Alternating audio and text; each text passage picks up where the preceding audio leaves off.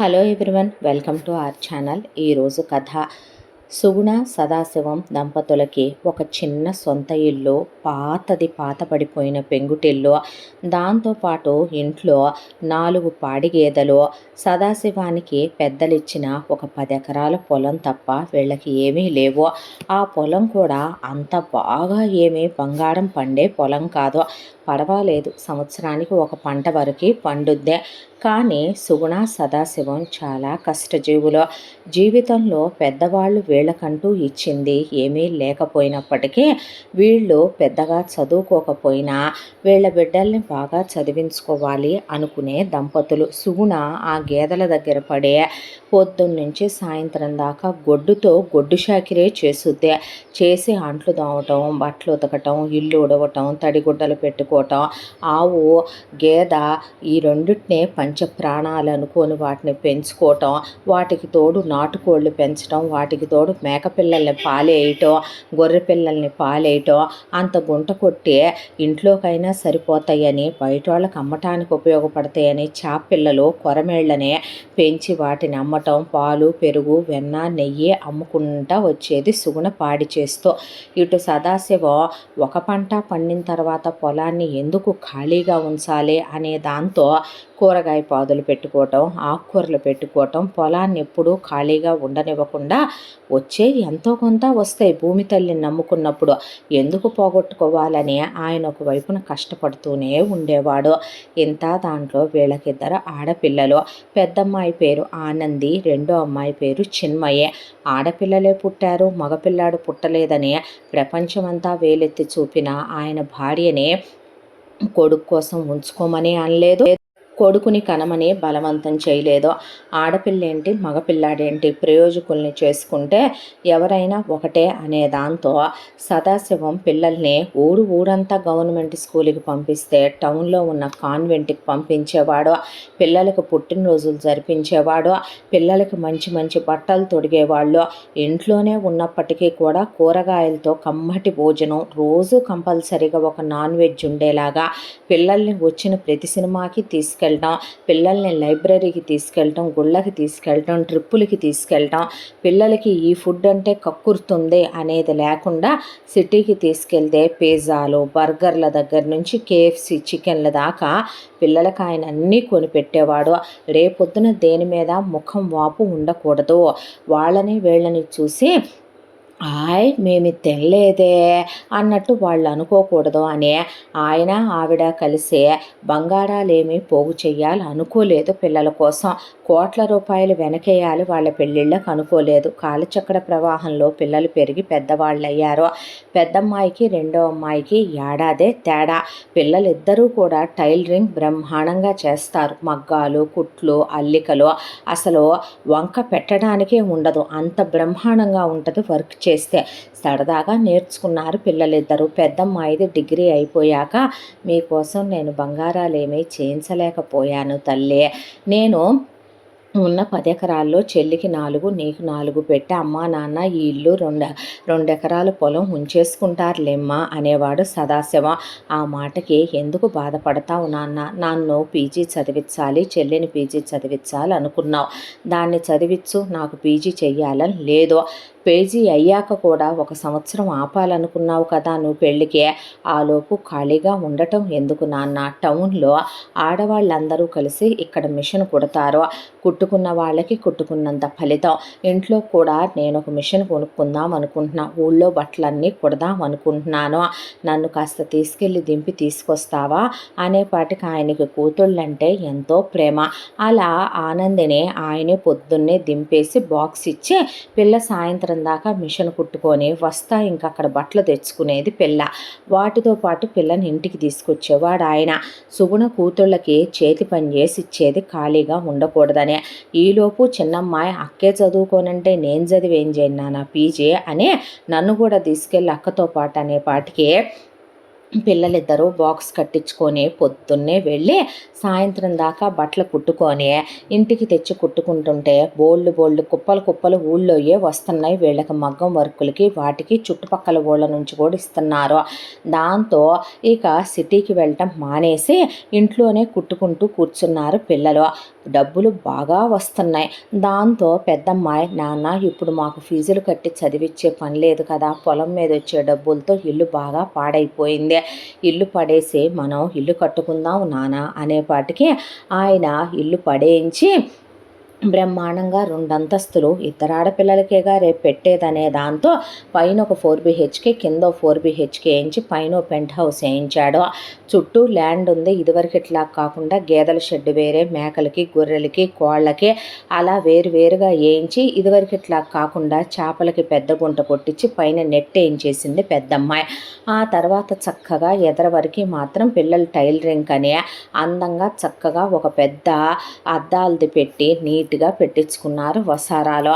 అలా వచ్చేవాళ్ళు వెళ్ళేవాళ్ళు కుట్టడంతో బాగుపడే తల్లి మెళ్ళో ఎప్పుడుదో అరిగిపోయింది సుగుణ మెళ్ళో తాళి గొలుసు ఉంటానా పుట్టిక్కిన ఎప్పుడో నేను పెరిగిపోతానా అన్నట్టు ఉన్న ఆ తాళి గొలుసుని పెద్దమ్మాయి చిన్నమ్మాయి కలిసి తల్లిని సిటీకి తీసుకెళ్ళి చెడగొట్టేసి చక్కగా ఇంకొంత బంగారం వేసి వాళ్ళ అమ్మకి 2 పేటల గొలుసు చేయించి నెక్లెస్ చేయించి 4 గాజులు చేయించి 2 ఉంగరాలు చేయించారు.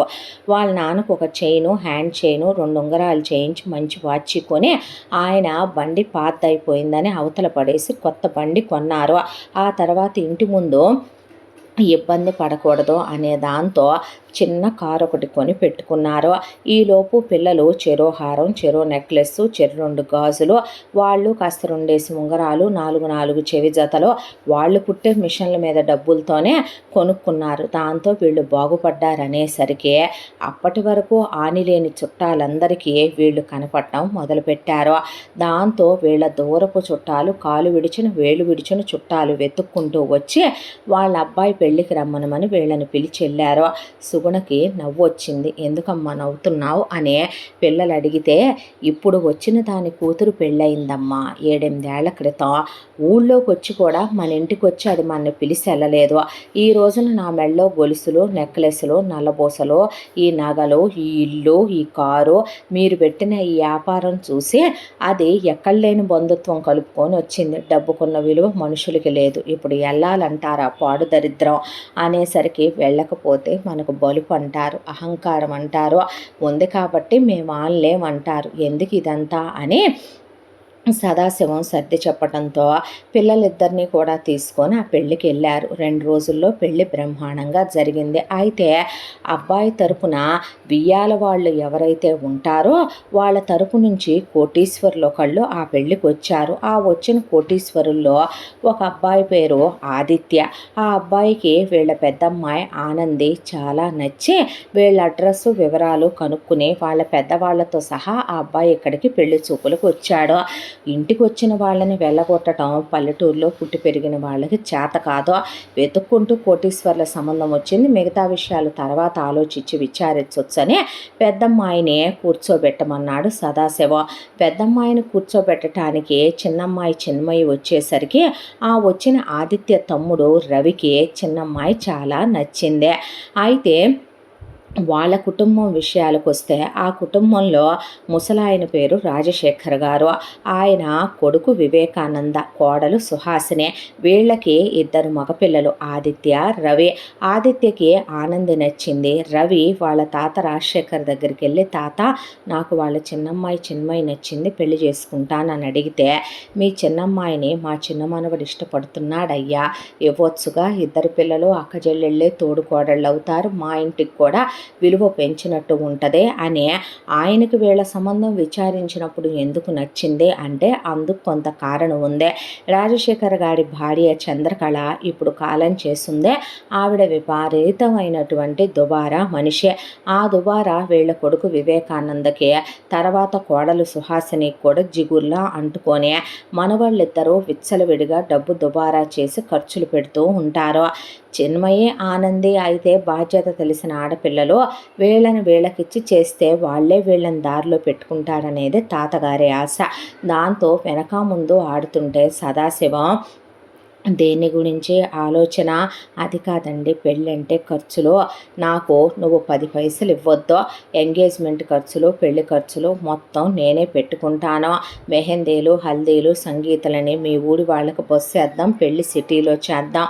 నేను నీ తండ్రి లాంటి వాడినయ్యా, కాదనబాకని చేతులు పట్టుకునేసరికి చచ్చా అలాంటిదే, మీరు పెద్దవాళ్ళు ఇలా మాట్లాడకూడదులేండి అని అలాగే ఇచ్చి చేస్తానన్నాడు సదాశివం. ఆయన కూతుళ్ళు ఎవరిని ప్రేమించలేదు. ఆయన హామీ ఇచ్చుకున్నాడు. అయిపోయింది గ్రాండ్గా ఎంగేజ్మెంటు, పెళ్ళే. అమ్మాయిలు అత్తారిళ్ళకి వెళ్ళారు, శోభనాలు అయిపోయినాయి. అసలు జీవితంలో మనం చూడగలవా అనేలాంటి విదేశాలకి మొగుళ్ళు హనీమూన్లకి తీసుకొచ్చారు. నెల రోజుల పాటు పగలు రాత్రి తేడా లేకుండా కాలం గడిచిపోయింది. ఆ తర్వాత మొగుళ్ళు ఆఫీసులకు వెళ్ళటం మొదలు పెడితే ఆ అమ్మాయి వాళ్ళు గమనించడం మొదలుపెట్టారు. తాతగారిది చాలా పెద్ద వ్యాపారం. ఆ వ్యాపారానికి పొద్దున్నే తాతగారితో పాటు మామగారు వివేకానంద, భర్త ఆదిత్య, రవి వీళ్ళు వెళ్తూ ఉంటారు. ఆ తర్వాత ఆ అమ్మాయిలు ఇల్లు గమనించడం మొదలుపెట్టారు. ఇంట్లో ఉన్నది ఇల్లు మొత్తం కలిపి 16 గదులు, కింద ఒక 8 గదులు, పైన ఒక 8 గదుల ఇల్లు. కానీ దాంట్లో పనిచేసే పనివాళ్ళు మాత్రం 15 మందిని పెట్టింది సుహాసినే.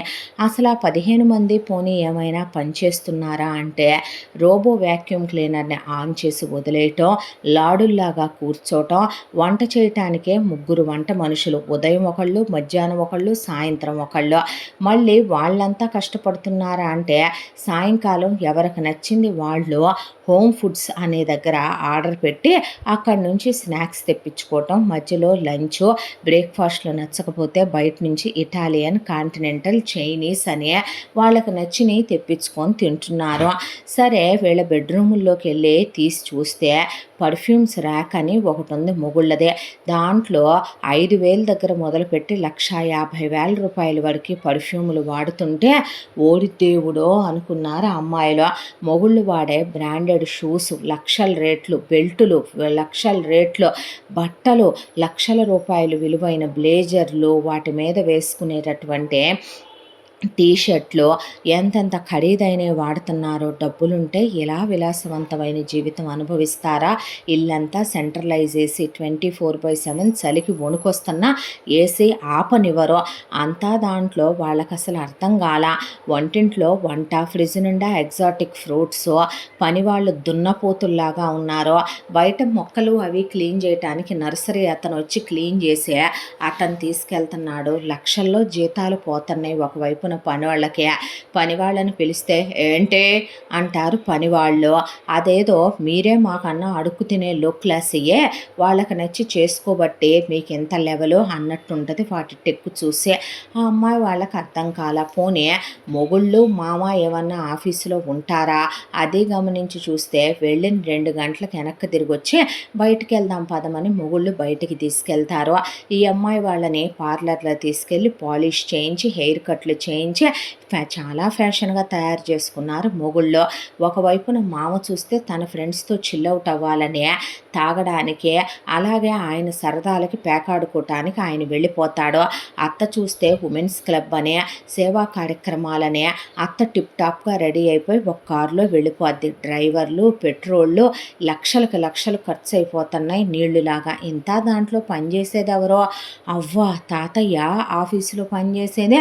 పొద్దున్నుంచి సాయంత్రం దాకా ఆయన మాత్రం చాకిరీ చేసి ఎప్పుడో రాత్రికి వస్తాడు. అంతా దాంట్లో ఆదిత్య, రవి ఏవి తాగని కుర్రాళ్ళు కాదు.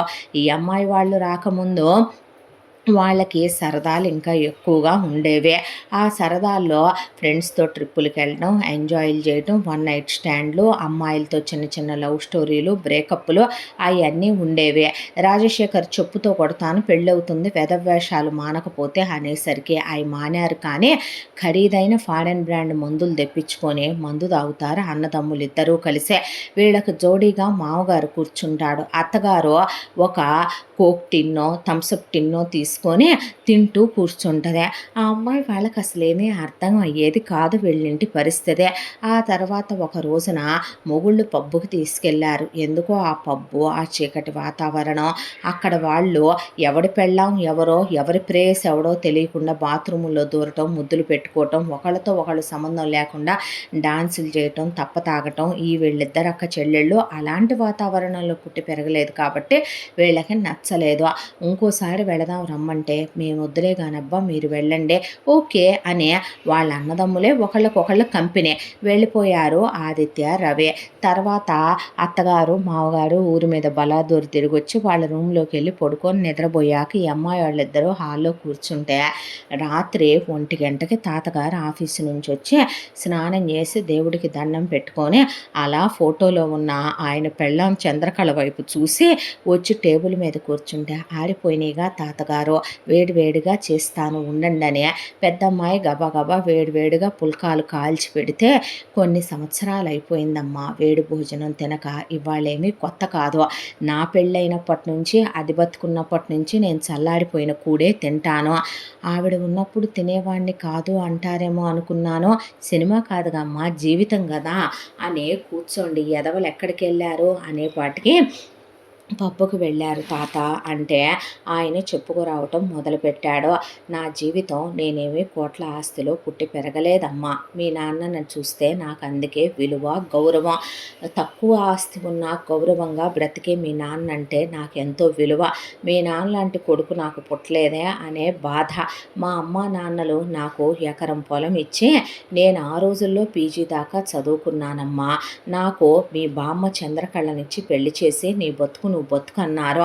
చిన్న ప్రైవేట్ ఉద్యోగం చేసుకుంటున్న నన్ను చూసి మీ బామ్మ అందరూ బాగుపడుతున్నారు, కోట్లు సంపాదిస్తున్నారు, మన బతుకే ఎక్కడ వేసిన గొంగళి అక్కడే అన్నట్టుంది.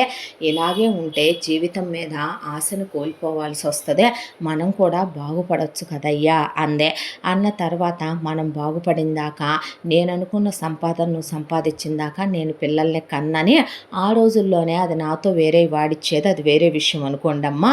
ఆ తర్వాత నేను నా భార్య ఇంత సపోర్ట్ చేస్తుందని మా అమ్మ నాన్న ఇచ్చిన ఎకరం అమ్మి ఏదైతే అది అవుద్దని చిన్నగా మొదలుపెట్టానమ్మా వ్యాపారం. 100ల్లో లాభం, వేలల్లో లాభం. నా బతుకు అదే అద్భుతం అనిపించిందే. ఆ తర్వాత లక్షల్లో లాభాలు వచ్చినా ఇంకా నువ్వు సంపాదించాలి అప్పుడే పిల్లల్ని కంటానందే మీ బామ్మ. నేను ఇంకా కోట్లల్లోకి వెళ్ళిపోయానమ్మా. భార్య ఎంకరేజ్మెంట్ ఇస్తుంది కామాలి అనుకున్నాను. తర్వాత వీడినొక్కడిని కంది మీ మావయ్యనే వివేకానంద అని ఆయనంత గొప్పోడు అవ్వాలని ఆయన పేరు పెట్టుకున్నానమ్మా. పండిత పుత్ర పరమసుంఠ అంటారమ్మా. పెద్దయ్యాక ఎదవలు అలా అవుతారని నాకు తెలియదు కదా. ఆ తర్వాత మీ బామ్మకి బాగా లెదర్ బలిసిపోయి కొవ్వెక్కి దానికి ఈ ఇల్లు చాలా చిన్నదమ్మా. మనం అంతకు ముందు ఉన్న ఊళ్ళో ఇల్లు ఎకరా స్థలంలో ప్యాలెస్ సినిమాల్లో ఉంటుందే అలాంటిది కట్టించుకుంది. ఇల్లంతా నౌకర్లు చాకర్లు పనివాళ్ళు నగ నట్ర కాళ్ళకి వెండి చెప్పులు.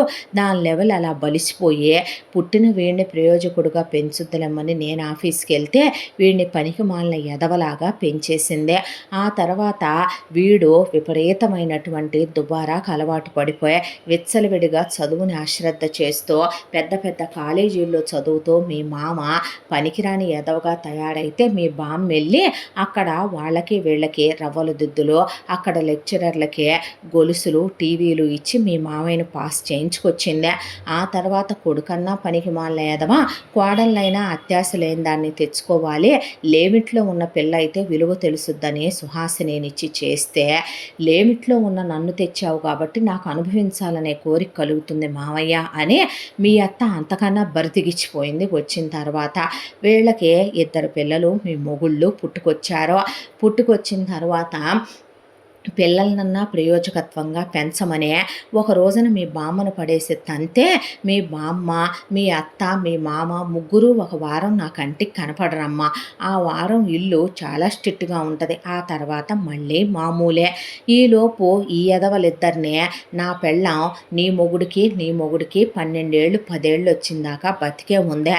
విచ్చలవిడితనమైన దుబారాకి పిల్లల్ని అంత చిన్న వయసులోనే పనికి మాలిన ఎదవల్లాగా తయారు చేసి చేసి అది పైలోకానికి పోయిందే. ఉన్నన్నాళ్ళు నేను సస్తా అని అది బెదిరించిపోయింది. తర్వాత మళ్ళీ వీళ్ళ బతుకులకమ్మా నీ మొగుడు కలిసి ఏమన్నా చదువు చించేశారా? అన్నీ బ్యాక్లాకులే. చూసిన బండల్లా కొంటాం, చూసిన కారల్లా కొంటాం, ఖరీదైన కాలేజీల్లో కోట్ల రూపాయల ఫీజులు పోసి చదువుకోవటం. వెనక నుంచి ఇప్పుడు మీ అత్త వెళ్ళి అప్డేటెడ్ వర్షన్ వాళ్ళత్తకే చెక్కులు రాసి ఇవ్వటం మొదలుపెట్టింది లెక్చరర్లకి, అక్కడున్న హెచ్ఓడీలకి. అలా పాస్ అయ్యి వచ్చారు ఈ ఎదవలో. పైగా వీళ్ళకి పబ్బులు, క్లబ్బులు, ఈ తరంలో ఉండే కోటీశ్వర్ల పిల్లలకి ఏమీ తక్కువ కానివ్వరమ్మా మీ మొగుళ్ళు. ఇదంతా ఒక ఎత్తు అనుకుంటే ఇంత దాంట్లో మీ అత్త, మీ మామ, మీ మొగుళ్ళు కలిసి వీళ్ళ బతుకులు ఇచ్చాడా? వీళ్ళ బతుక్కే నేను లేనిది జరగదమ్మా, నేను చెయ్యింది అవ్వదు. పైగా వీళ్ళు ఫ్రెండ్షిప్పులు, స్నేహాలు, దోస్తు మేర దోస్తులు, నమ్మకం మీద జీవితాలు నిలబడాలంటాం. వీళ్ళందరికీ షూరిటీ సంతకాలు పెట్టుకుంటూ రావటం, ఆ షూరిటీలు పెట్టిన ఎదవల ఆ డబ్బులు కట్టకుండా పోవటం, అవన్నీ నేను క్లియర్ చేసుకురావటం.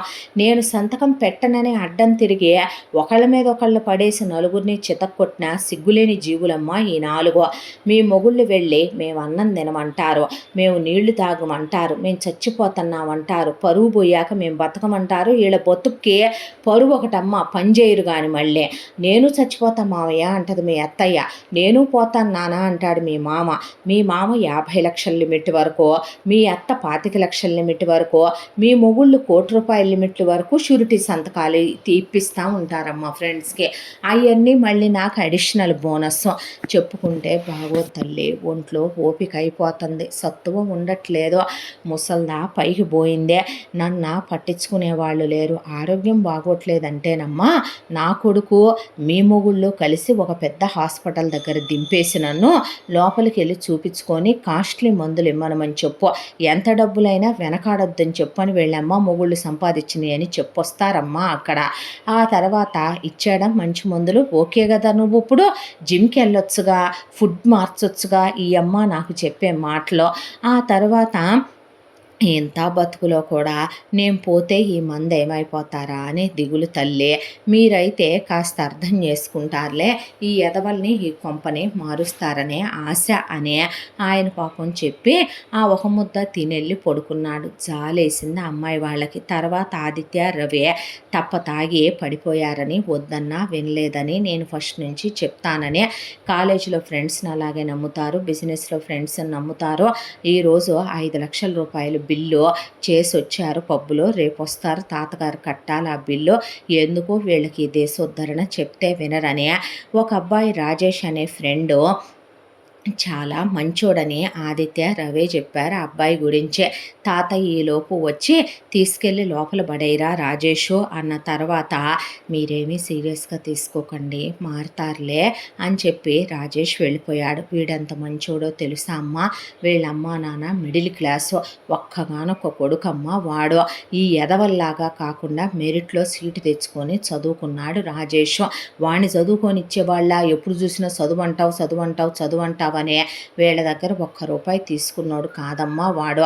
గాలోడు కాదు, ఒక ఎఫ్ఐఆర్లు లేవు, తాగడు, చాలా మంచి పిల్లాడు. చదువు అయిపోయిన తర్వాత వాడే స్టార్టప్ ప్లాన్ చేసుకొని వాళ్ళ నాన్న అడిగి 25 లక్షలు తీసుకొని మొదలుపెట్టి వాళ్ళ 10 కోట్ల టర్న్ ఓవర్తో బిజినెస్ చేసుకుంటున్నాడు వాడు. ఎవరో ఒక మంచి పిల్లని ప్రేమించాడు, వాళ్ళ అమ్మ నాన్న ఒప్పుకున్నారు, ఆ పిల్లని పెళ్లి చేసుకున్నాడు. ఎమ్మటే పిల్లల్ని కనకూడదని ప్లానింగ్లో ఉన్నాడు. జీవితం అంటే అలాగుండాలి.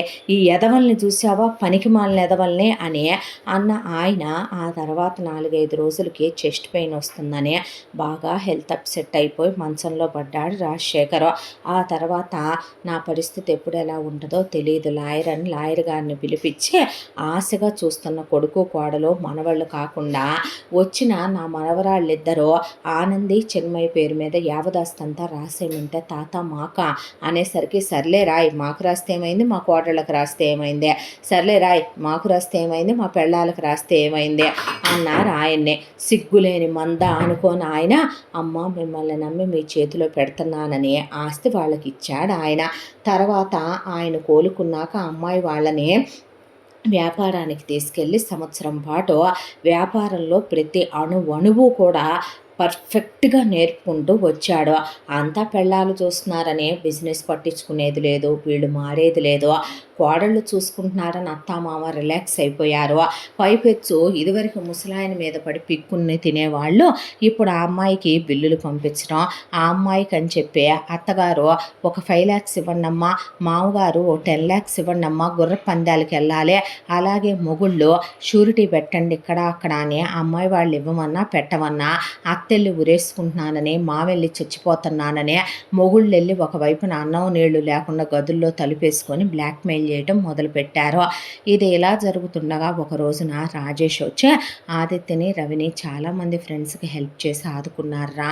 నేను ఇప్పుడు భారీ ఎత్తున బిజినెస్ స్టార్ట్ చేయబోతున్నాను, పెద్ద లోన్కే బ్యాంకులో అప్లై చేశా, షూరిటీ ఇవ్వరా నాకు అనే పాటికి పెళ్ళాలనే పెట్టండి సంతకాలంటే ఇప్పుడు ఎందుకు ఇదంతా అన్న తర్వాత ఎంతోమందికి హెల్ప్ చేసిన మేము, మా బెస్ట్ ఫ్రెండ్ రాజేష్ గారు, వాడిని నమ్మకపోతే ఏమనుకుంటాడో పెడతారా పెట్టరా అని ఆ అమ్మాయి వాళ్ళతో సంతకాలు పెట్టించేసరికి ఆ తర్వాత 6 నెలలు తిరిగేసరికి ఆఫీసర్లు వీళ్ళింటి మీద దాడి చేయటానికి వచ్చి మొత్తం ఆస్తి అంతా కూడా సీజ్ చేసేయండి ఏమైంది అనేసరికి ఆ రాజేష్ అసలు కట్టలేదు, వడ్డీ కట్టలేదు, మీరే కదా షూరిటీ సైన్లు పెట్టించారు, మీ వైఫులతో ప్రాపర్టీ వాళ్ళ పేరు మీద ఉందని మొత్తం జప్తు చేస్తున్నాం అనే పాటికి రాజేష్ దగ్గరికి పరిగెత్తుకుంటూ వెళ్ళారు ఆదిత్య, రవి, సుహాసిని, వివేకానంద. వెళ్ళేసరికి కడదామని అనుకున్నాను రా, బిజినెస్లో లాస్ వచ్చింది అంకుల్, ఏం చేయనా అంటే మీరు వెళ్తే నేను డోర్ వేసుకుంటానని మొహం మీదే తలుపేసేసారు రాజేష్ వైఫ్.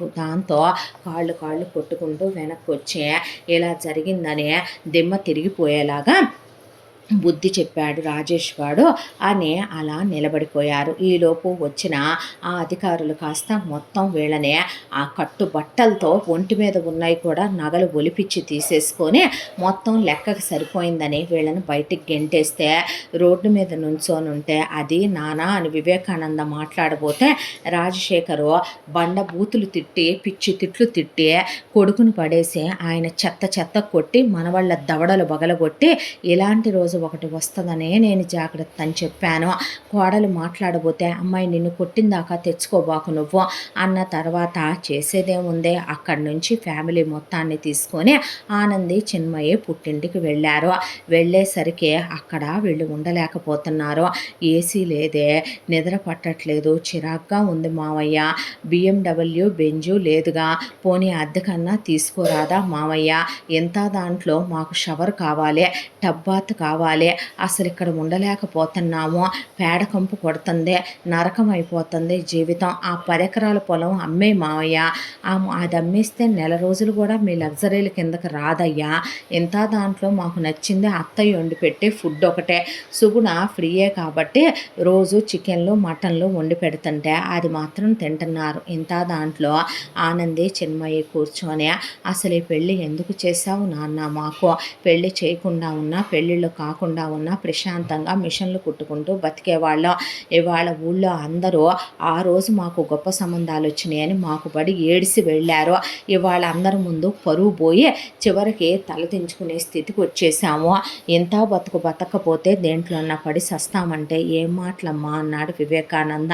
ఏం చేయము మావయ్య, మరే మా నాన్న మా తాతయ్య ఇచ్చిన 2 ఎకరాల పొలాన్ని 10 ఎకరాల పొలం చేశాడు, మా అమ్మ ఒక్క ఆవు ఒక్క గేదెతో మొదలుపెట్టి 25 ఆవులు 25 గేదెలు చేసుకుందే, 100 మేకలు 100 గొర్రెలు 1000 కోళ్ళు పెంచుతుందే, మా బతుకులకి ఏదీ లేకుండా అయిపోయింది వెధవ జీవితం అనే పాటికి అదేం మాటమ్మ మా ఇంటికి కోడళ్ళుగా వచ్చానొచ్చు అని ఏంటి అలా చూస్తూ ఊరుకుంటారేంట్రా అని ఆదిత్య, రవిని వివేకానంద్ అంటే మేము వ్యవసాయం చేయగలం, మాకు వ్యవసాయం చేత అనేసరికి సదాశివం కూతుళ్ళ వైపు అలా చూస్తే తీసుకెళ్ళు నాన్న, ఇలా ఇంట్లో కూర్చుంటే పరువు పోతుందే అని, చదువుకున్నారుగా ఉద్యోగాలు చేయొచ్చుగా అన్నాడు సదాశివం. ఆ చదువు ఎలా చదివారంటేనబ్బాయి అని రాజశేఖర్ చెప్పబోతే వాళ్ళు ఒకళ్ళ కింద చేయలేరులే నాన్న అనేసారు కూతుళ్ళు. నిజానికి వీళ్ళు బ్యాక్లాగులతో చదివిన అంతోటి చదువుకు వీళ్ళకి ఉద్యోగాలు ఎక్కడా రావని వాళ్ళకి తెలుసు, ఆయనకి తెలుసు. దాంతో పొలం దగ్గరికి వెళ్ళేపాటికి సూర్యుడు పొడుస్తున్నట్టు ఉండేసరికి కూలింగ్ గ్లాసులు పెట్టుకొని వీళ్ళు పొలం పని జీన్స్ ప్యాంట్లు టీషర్ట్ల మీద చేయటానికి వెళ్ళే మా పర్ఫ్యూమ్స్ అవన్నీ కూడా తీసేసుకున్నారు. నేను బ్రాండెడ్ టీషర్ట్లు వేసుకుంటే మంట వస్తుంది ఒళ్ళు, కూలింగ్ గ్లాసులు పెట్టుకుంటే బురద పడుతుంది వాటి మీద అని ఒక్కరోజు పనికెళ్ళి ఆదిత్య, రవి, వివేకానంద మంచం మీద అడ్డంగా 3 రోజులు పడిపోయి ఫ్యాన్లు వేసుకున్న అక్క మీ నాన్న ఒక కేసీ పెట్టించమనండి ఏం అడగమంటే మా నాన్న దగ్గర డబ్బులు ఉండొద్దా అనేసరికి ఇసురుతా కూర్చొని చేతులు నొప్పులు పుడుతున్నాయి.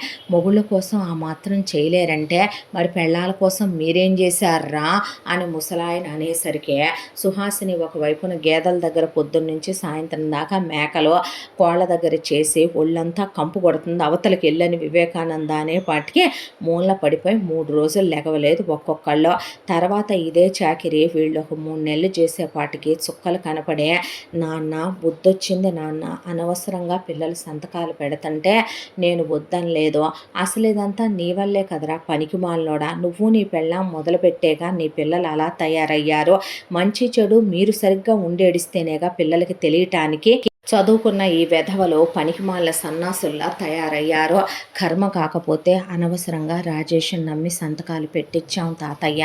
ఆ నానమ్మ ఎప్పుడూ అనేదే ఎండిపోయిన బావిలో కూడా నువ్వు నీళ్లు తెప్పించగలవు అని, నీ తెలివితేటలు వాడి ఏదైనా చెయ్యొచ్చుగా తాత, ఏదైనా పెట్టుకుందాంగా, కష్టపడదాంగా, ఇదివరకు ఇట్లాగా నెగ్లిజెన్సీకి పోము, డబ్బులు దుబారా చేయము, రూపాయిని పాపాయిలా చూసుకోవాలని తెలిసింది, డబ్బు లేనిదే ఏ లగ్జరీలు ఉండవనే అర్థమయ్యిందే తాత అనేసరికి మన డబ్బులు ఎక్కడికి పోలేదులే అనేసరికి రాజేష్ వచ్చి ఏరా బా తిట్టుకున్నారా నన్ను అనేసరికి అంటే ఏంటి ఇదంతా నాటకం ఆడాం మేము, ఆ ఆఫీసర్లు నేనేరా డ్రామా కంపెనీ వాళ్ళని అరేంజ్ చేశాను తాతయ్యను, మీ వైఫ్లు ఎంత బాధపడ్డారో తెలుసా అంకుల్, మీరు పెద్దవారు వెనక ముందు ఆలోచించుకోకుండా ఆంటీ మీరు అలా అడ్డమైన వాళ్ళకి షూరిటీలు ఇస్తే నేను చేసినట్టే ఎవడో ఒకడో చేయడని గ్యారంటీ అంటే ఇప్పుడు మాత్రం చెయ్యట్లేదా రాజేష్, ఒక్కడు సరిగ్గా డబ్బులు కట్టాడు అనుకుంటున్నారా మీ ఫ్రెండ్స్లో కానీ అమ్మాయి కోళ్ళ నీకు తెలిసిన వాళ్ళల్లో కానీ ఒరా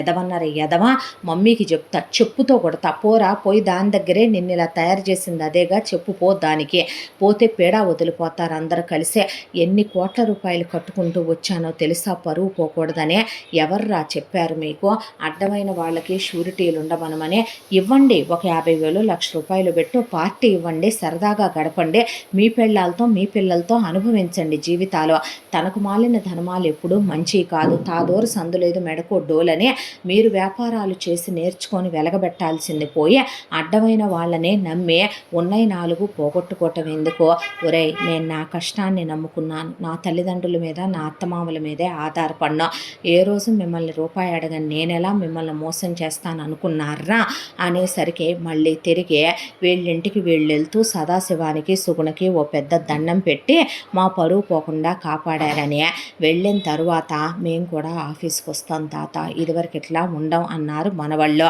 అన్నాక సరేలే కోడళ్ళు కొడుకులు ఉన్నారు చూసుకుంటారుగా అనేసరికి సుహాసిని నువ్వు కూడా వెళ్ళవయ్యా సిగ్గు లేకుండా, నేను ఆ ఉమెన్స్ క్లబ్లో అన్నీ మానేద్దాం అనుకుంటున్నాను అని ఇంట్లో ఒక వంటమ్మాయిని పెట్టి 3 పనివాళ్ళని పెట్టి మిగతా వాళ్ళు మొత్తాన్ని తీసేశారు.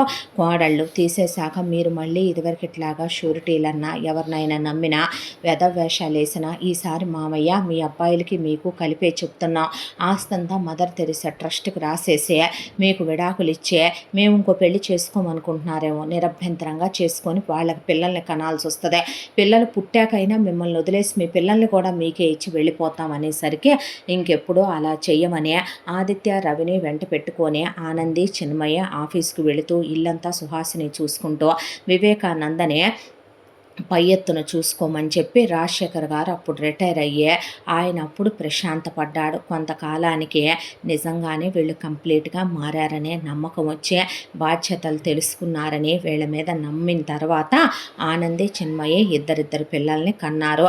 సుగుణ, సదాశివాన్ని కూడా ఇక్కడికే వచ్చి ఉండమంటే మేమేం చేస్తాం అప్పుడే వచ్చి కాలు చెయ్యి ఆడుతున్నప్పుడు అని ఆయనని ఈ అమ్మాయిలది పనికిరాని పొలం అనుకుందే, ఆయన కష్టపడినందుకు ఎకరం ₹1,00,00,000 అవతలికి పోయింది హైవే పడి ఆ పొలం రేటు. ఆయన ఆనందానికి అవధులు లేవు. అలా ఆయన ఆ పొలాన్నే పండించుకుంటూ వాళ్ళక్కడే ఉండిపోయి వీళ్ళెలా పిల్లా పాపలతో సుఖంగా ఉండే. కోడళ్ళు విజయం సాధించారు. ఆయన నమ్మి మధ్యతరగతి ఆడపిల్లల్ని కోడళ్ళగా తీసుకొచ్చినందుకు ఒకళ్ళ దగ్గర ముష్టెత్తుకోవాల్సిన స్థితి రానివ్వకుండా ఆ కుటుంబాన్ని కాపాడే వాళ్ళని ఈ రోజున పరువు, ప్రతిష్టలు, విలువ, గౌరవాలు ఉన్న కుటుంబంగా నిలబెట్టుకొచ్చారు. ఇది ఆ ఇంటి కోడళ్ళు సాధించిన విజయం అని ఆయన అందరికీ గర్వంగా చెప్పుకునేవాడు. ఇంతటితో ఈ కథ పూర్తి. మళ్ళీ మరో మంచి కథతో కలుసుకుందాం. తప్పకుండా మన ఛానల్ని లైక్ చేయండి, షేర్ చేయండి, సబ్స్క్రైబ్ చేయండి, బెల్ ఐకాన్ క్లిక్ చేసి ఆల్ అనే బటన్ని ప్రెస్ చేయడం మర్చిపోకండి. ఇంత మంచి కథను మనకు అందించిన కథా రచయిత్రి సాయి లలిత గారు. మరో మంచి కథతో తప్పకుండా మీ ముందుకు వస్తాను. Thank you so much.